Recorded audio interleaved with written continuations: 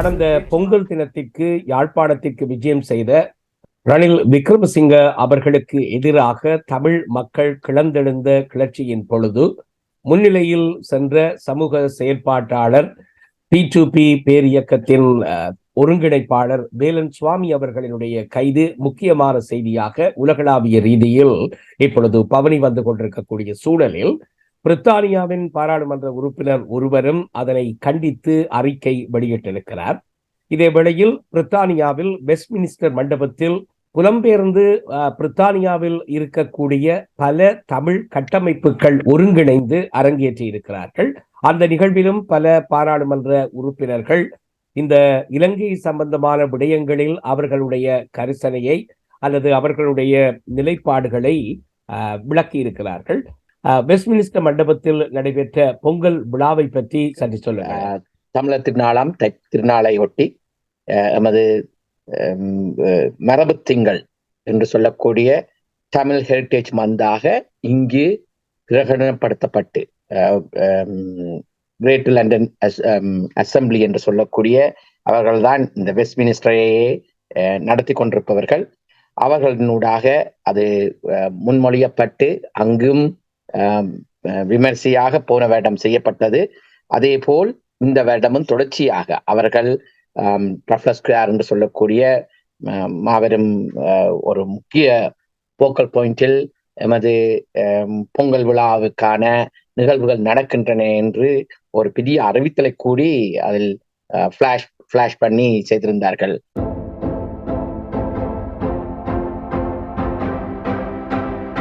Westminster hall, central hall என்று சொல்லக்கூடிய ஒரு முக்கியத்துவம் வாய்ந்த யுஎனின் முதல் செயற்பாடு அங்குதான் நடந்ததாக எழுதப்பட்டிருக்கின்றது.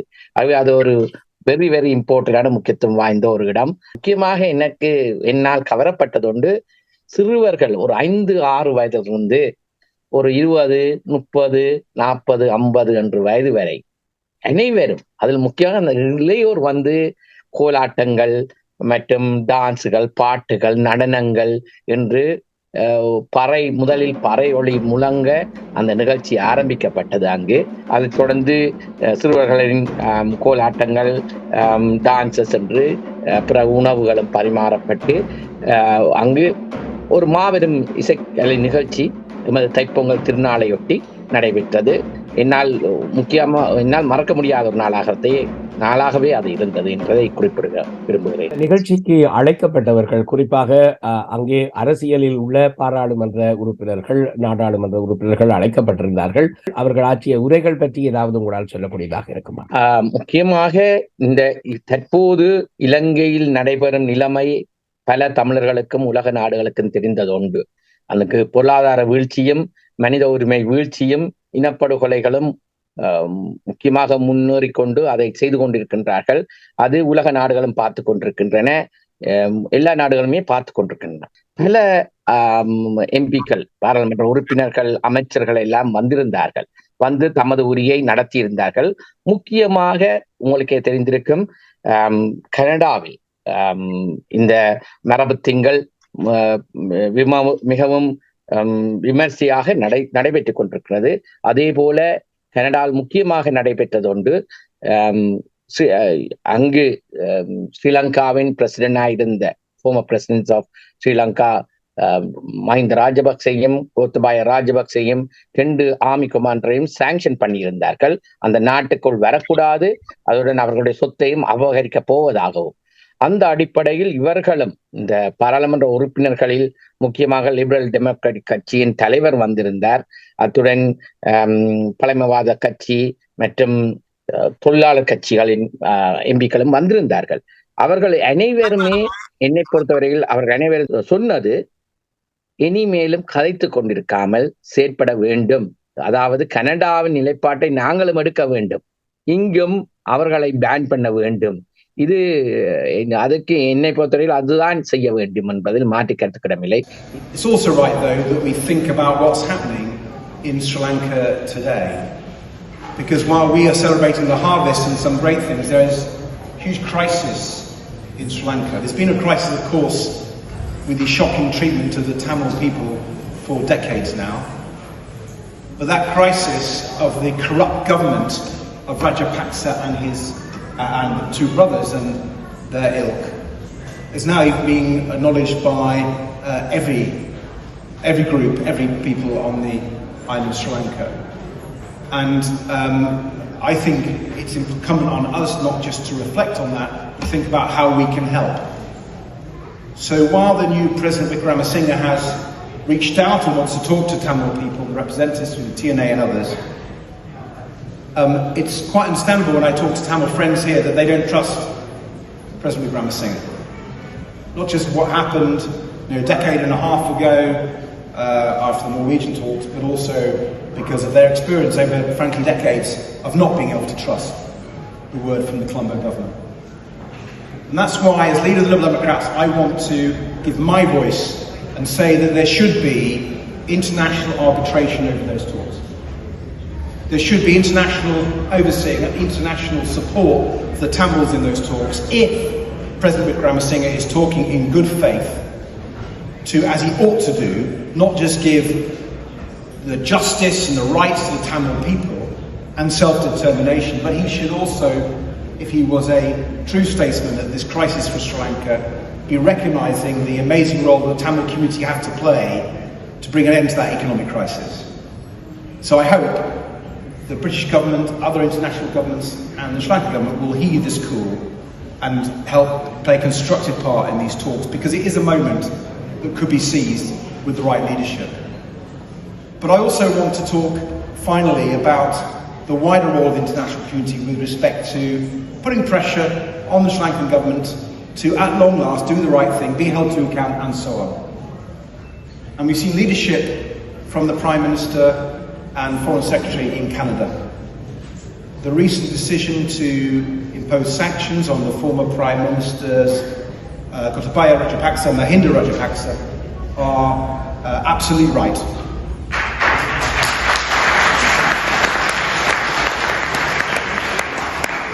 And the time for fine words has gone. They led a corrupt government who was unfair to the Tamil people and unfair to everyone in Sri Lanka. And it's time we recognise that, and the UK played a role in putting pressure and followed the leadership of Canada on this critical issue. So let me bring my remarks to an end by first of all saying Nandri for inviting me and for this wonderful evening, but also Thai Pongal Valtukam. இவர்கள் very கிளியராக சொல்லியிருந்தார்கள், இனியும் கதைத்துக் கொண்டிருக்காமல் செயற்பாட்டில் இறங்க வேண்டும் என்று. And I could never address a Pongal gathering without a brief reflection on the situation in Sri Lanka. I know that how crucial it is that we secure the justice for the Tamil people that they've been denied for so long, that we see real accountability for those terrible crimes that were committed during the Civil War. And I'm sure all my MP colleagues who are here today to support you, will continue in our campaign to secure that justice for Tamils in Sri Lanka. சர்வதேச நாடுகள் இப்பொழுது தங்களுடைய பலத்தை அல்லது தங்களுடைய ஆதிக்கத்தை அதில் குச்சியமாக புலம்பெயர்ந்த தமிழர்களாகிய எமது அர்ப்பணிப்பு மிக்க, நாங்கள் பல கட்சிகள் பல கட்டமைப்புகளாக பிரிந்திருந்தாலும் கூட ஒவ்வொரு பக்கமாக நாங்கள் இடித்த இடி அடித்த அடி அவ்வளவற்றுக்கான ஒரு அறுவடை செய்கிற ஆண்டாக இந்த ஆண்டை பார்க்கலாம் என்று நீங்களும் குறிப்பிட்டீர்கள். அந்த நம்பிக்கை எனக்கும் இருக்கிறது. கடந்த பொங்கல் தினத்தில் மக்கள் எழுச்சி கூட என்றும் இல்லாத ஒரு மக்கள் எழுச்சியாக நாங்கள் பார்த்தோம். மக்கள் தாய்மார், இளைஞர்கள், சுவாமி வேலன் சுவாமி போன்றவர்கள் எல்லாம் அந்த நிகழ்விலே கலந்து கொண்ட பொழுது அந்த எழுச்சி என்பது நீண்ட காலத்திற்கு பின்னர் தமிழர்களால் அரங்கேற்றப்பட்ட ஒரு எழுச்சியாக பார்த்தோம். பல தமிழர்கள் எங்களுடைய தமிழர்களுடைய விமர்சனங்களில் இது ஆபத்தானது, அவர்கள் வச்சு செய்வார், ரணில் விக்ரமசிங்கே இதை தொடர்வார் என்று குறிப்பிட்டிருந்தார்கள். ஆனாலும் என்னுடைய பார்வையில் மக்கள் ஒரு விரக்தி நிலைக்கும் இந்த போராட்டம் என்பது எவ்வளவு வலுவானது, மக்கள் போராட்டமாக வெடிக்க வேண்டும் என்பதை வெளிக்காட்டிக் கொண்டிருக்கிறார்கள். சர்வதேசம் முழுமையாக அந்த செய்திகளை, இந்திய தொலைக்காட்சிகள் மற்ற நாடுகளிலும் கூட அந்த எழுச்சி சம்பந்தமாக பரப்புரைகள் இடம்பெற்றது. உங்கள் பிரித்தானிய மிச்சல் மோடல் பகுதியைச் சேர்ந்த பாராளுமன்ற உறுப்பினர் ஷிவோன் மெக்டோனா அவர்களும் இது சம்பந்தமான கண்டனத்தை ட்விட்டரிலே தெரிவித்திருக்கிறார். அதை பற்றி நீங்கள் என்ன சொல்வீர்கள் ஜோவி? ஷிவோன் மெக்டோனால் என்பவர் என்னை பொறுத்தவரையில் அவர் ஒரு சாம்பியன் ஆஃப் ஹியூமன் ரைட்ஸ் என்று சொல்லக்கூடிய மனித உரிமைக்காக, அனைத்து மனித உரிமைக்காகவும் குரல் கொடுக்கக்கூடியவர். அதில் முக்கியமாக மோடன் மிச்சத்தில் எமது தமிழர்கள் அதிகமாக வாழுகிறார்கள். ஆகவே அவருடன் அடிக்கடி சென்று கதைத்து அவரை எமக்காக கதைப்பதற்கும் எமக்கு நடந்த இனப்படுகொலைகளை பல நான் கூடி கரத்தோமன்ஸ் என்று சொல்லக்கூடிய எமது லோக்கல் எம்பிக்குன்னு சொல்லிக்கொண்டே இப்படி ஒவ்வொருத்தரும் ஒவ்வொரு லோக்கல் எம்பிகளுக்கு சொல்லிக் கொண்டிருக்கின்றோம். அதே போல மிச்சமோடலில் உள்ள ஷிஃபோன் மெக்டோனுக்கு எமக்காக எல்லா இடத்திலும் முக்கியமான எல்லா இடத்திலும் அவர் வந்து தனது குரலை கொடுத்திருக்கிறார். அது மட்டுமில்ல, இங்கு ஐக்கியராஜ்யத்தின் பாராளுமன்றத்தில் பல மோஷன்ஸ்களை எமக்காக பாஸ் பண்ண வச்சிருக்கின்றார். எமக்கு நடந்தது இனப்படுகொலை என்று சொல்லக்கூடிய அளவுக்கு பல மோஷன்ஸ்களை பாஸ் பண்ண வைத்திருக்கிறார். அதே போல இப்போதும் நாங்கள் பலர் போய் கதைத்ததன் ஊடாக அவர் ஒரு ட்விட்டரில் போட்டிருக்கிறார், human rights abuses to the highest லெவல்ல நடந்து கொண்டிருக்கு, அது தொடர்ச்சியாக நடந்து கொண்டிருக்கின்றது.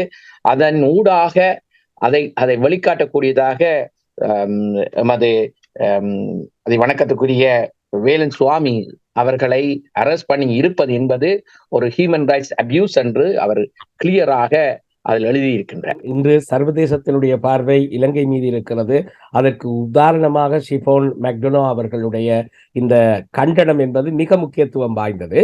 அவர் எழுதுகிறார், I agree with Human Rights Watch recent assessment that the change of presidents in Sri Lanka in 2022 has not led to improvements in the country's human rights record என்று சொல்லிக்கொண்டு நேற்றைய நிகழ்வுக்கு I condemn the arrest of civil rights activist and Hindu religious leader Velan Swamigal by the Sri Lankan authorities for taking part in a peaceful protest during Sri Lankan president's recent visit in Jaffna.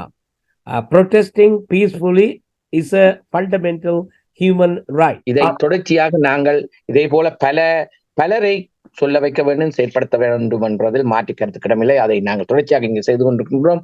அதே போல இங்கு மட்டுமல்லாமல் மற்ற நாடுகளிலும் நாங்கள் செய்ய வேண்டும் என்பது இது ஒரு human rights abuse. Human rights abuse என்றால் எமக்கு நடக்கும் இனப்படுகொலைகளை சொல்வதற்கு என் தயங்க வேண்டும். இதை ஒரு எம்பியாக எம்மை ரிப்ரசென்ட் பண்ணும் எந்த நாடு என்றாலும், ஆஸ்திரேலியா எடுத்தாலும் அமெரிக்கா எடுத்தாலும், அந்த நாட்டு எம்பி சொல்வதில் என்ன தயக்கம் வேண்டி இருக்கின்றது? அவருக்கான ஃபேக்ட்ஸும் ஃபிகர்ஸும் அவரோட முன்னுக்கு வைக்கும் போது அவர்கள் சொல்லத்தான் வேண்டும். எமக்காக கதைப்பதற்காகத்தான் பாராளுமன்றத்துக்கே சென்றிருக்கிறார்கள், எமக்காக சேவை செய்வதற்கு. ஆகவே அவர்களுக்கு சொல்லும் போது அவர்களே சொல்லுவார்கள், அதில் மாற்று கருத்துக்கிடமில்லை. அதைத்தான் இவரும் செய்திருக்கிறார். இவருக்கு எனது வாழ்த்துக்களை சொல்ல வேண்டும். முக்கியமாக என்றால் இப்படியான அதுக்கும் ஒரு துணிவு வேண்டும். வேலன் சுவாமி அவர்களை அரெஸ்ட் பண்ண பிறகு அவரை வெளியெடுப்பதற்கு M.A. சுபந்திரனும் மணிவண்ணனும் சுபாஷும் ஒன்றாய் செல்கிறார்கள். Wow, very good. அது ஒரு வரவேற்கத்தக்கதும். அவரை வெளிக்கொண்டு வந்தது அவர்களுடைய கடமைத்தான் செய்தார்களே ஒழிய அவருக்காக ஒரு நல்லதென்றால் அவருக்கு ஒரு ஃபேவர் செய்ததாக இல்லை. இது அவர்களுடைய கடமை, இது முக்கியமாக செய்ய வேண்டியது. ஆகவே இந்த 3 பேரும் உண்டா வருவதை பார்க்கும்போது அதில் வேலன் சுவாமி சொன்னாராம், இங்கே வந்திருக்கக்கூடிய சட்டத்தரணிகள் கட்சி பேதம் இல்லாமல் தமிழ் தேசிய பரப்பில் இருக்கிற எல்லா கட்சிகளையும் சேர்ந்தவர்கள் இங்கே இருக்கிறார்கள் என்று பார்க்கும் பொழுது எனக்கு மகிழ்ச்சியாக இருக்கிறது. அந்த ஒற்றுமை இங்கே நிலைநாட்டப்பட்டு கொண்டிருக்கிறது. இந்த நிலைமையில் தான் நாங்கள் ஒன்றாகின்றோம். அந்த ஒரு பாதிப்பு வரும்போது தான் ஒன்றாகின்றோம். ஆனால் என்னை பொறுத்தவரை உமக்கு நடந்த இவ்வளவு பாதிப்புகள், இனப்படுகொலைகள் நமக்கு நடந்தது அளவிட முடியாத இனப்படுகொலை. அவை நாங்கள் ஒன்றாக இல்லாட்டி எம்மில் என்ன பிரச்சனை, எமக்கு தலையில பிரச்சனையா என்ற கேள்விதான் வருகின்றது மக்களை பார்க்கும்போது. ஆனால் மக்கள் எல்லோரும் ஒன்றாயின்பதில் மாற்றி கருத்துக்கிடம் இல்லாமல் இருக்கிறார்கள். நீங்கள் உங்களுடைய பார்வை, இந்த 3 சட்டத்தரணிகள் 3 கட்சிகளில் இருந்து ஓடி சென்றார்கள்.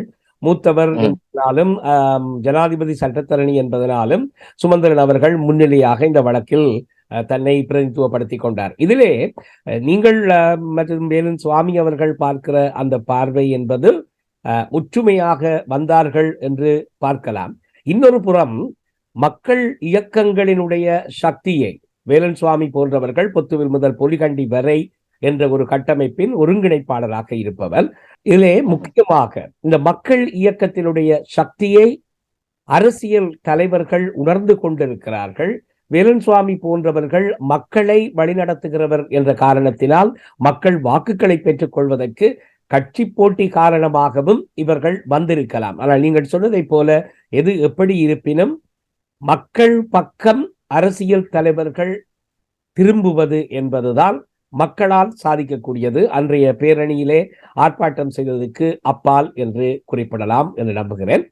நிறைவாக யோகி அவர்களே, நேற்று முன்தினம் 16ஆம் தேதி தனது 91வது பிறந்த நாளை ஒரே சிங்களவர் என்று இன்றும் கவலைப்பட்டார். தன்னுடைய 91வது பிறந்த நாளிலும் சிங்களவர்களை அதிகமாக தமிழர்களுக்கு ஆதரவு திரட்ட சேர்க்க வேண்டும், நான் ஒருவன் தான் இன்னும் உயிரோடு இருக்கிறேன், அந்த அளவுக்கு குரல் கொடுப்பதற்கு என்று குறிப்பிட்ட அவர் இறுக்கமாக சொன்ன விடயம், நாடு கடந்த தமிழீழ அரசாங்கம் 2010ஆம் ஆண்டு தோற்றுவித்து அவரும் ஒரு செனட்டராக அரசாங்கத்திலே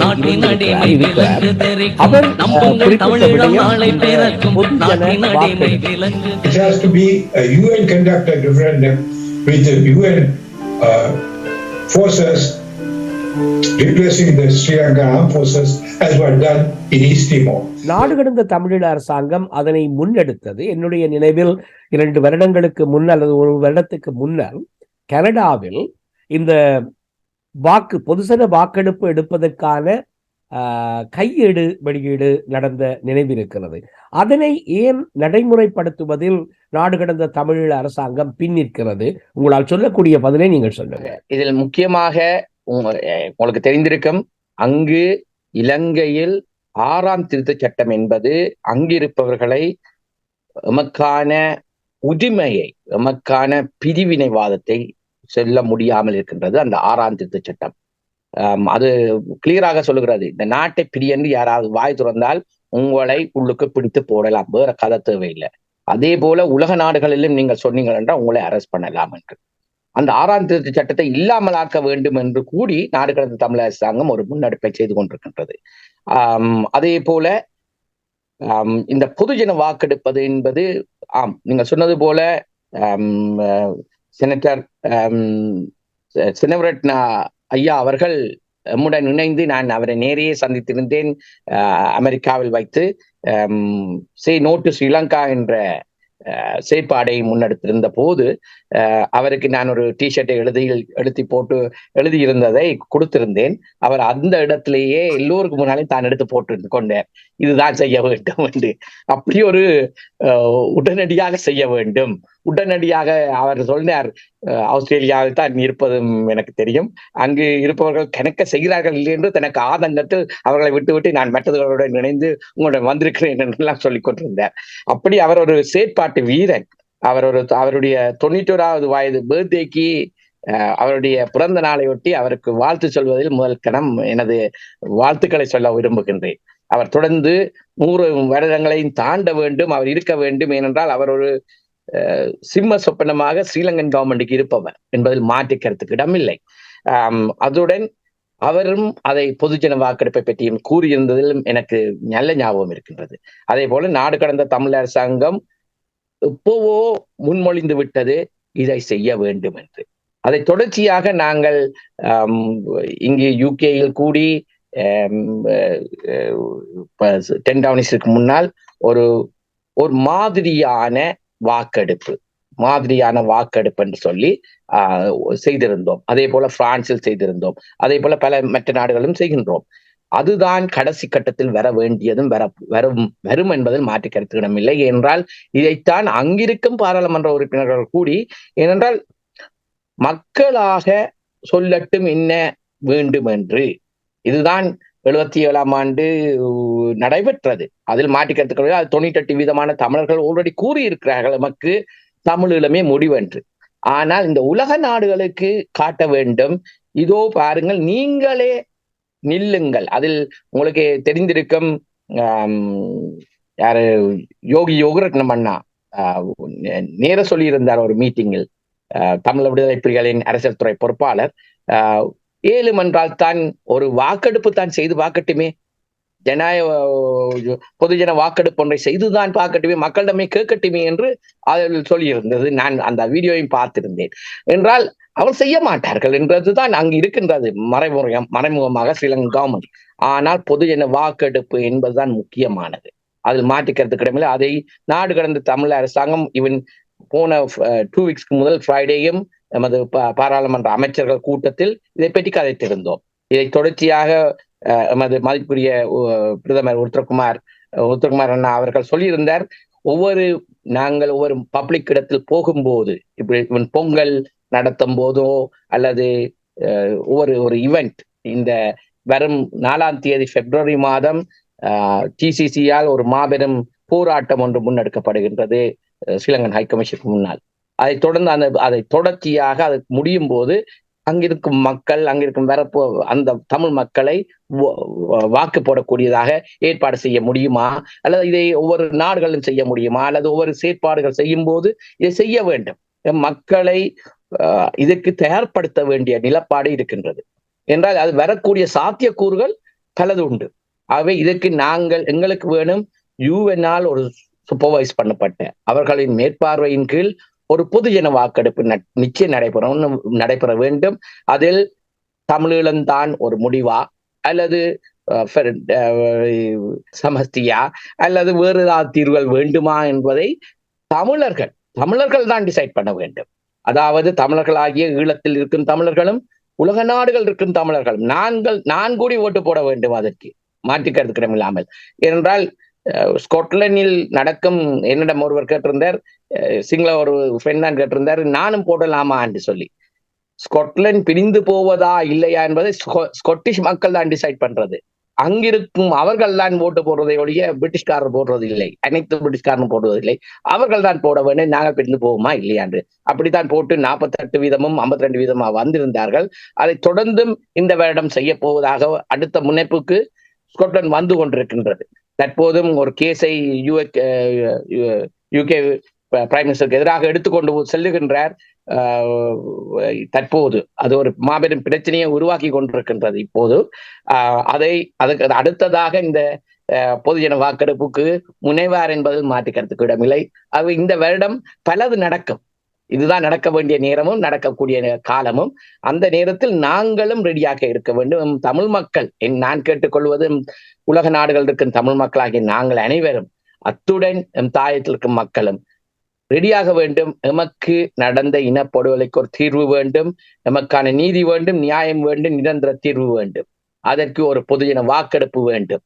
அதற்கு இலங்கையை நாங்கள் முடிந்தவரை அவர்களுக்கான அழுத்தங்களை கொடுத்து அதற்கான நீதியை பெற வேண்டும், முடிவை எடுக்க வேண்டும் என்பதில் மாற்றுக்கிறது கடமில்லை.